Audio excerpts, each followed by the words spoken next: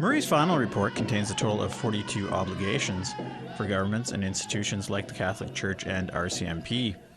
But the special interlocutor says the most important obligation is to residential school survivors themselves. The greatest and most important obligation that we all have is to the survivors. They must be honored and acknowledged for their courage, determination, and advocacy to raise public awareness about the truths of unmarked burials of children. Survivors have shared these truths for decades, but their testimonies have been dismissed or ignored. Some of the key obligations call on the federal government to establish a national Indigenous-led commission of investigation into missing children and unmarked burials, provide long-term sufficient and flexible funding for searches, and fight Indian residential school denialism and rewrite Canada's history.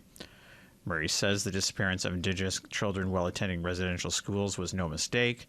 She stresses that it was the result of what she calls a Canadian policy of enforced disappearances. These children did not just vanish. They were not disappeared by accident. The forced removal and transfer of Indigenous children was Canadian law and Canadian policy. Those in charge of these institutions knew that the children's chances of surviving were low. They exposed the children to diseases that killed them, refused to provide them with enough food, and permitted non-consensual human experimentation to be conducted on them.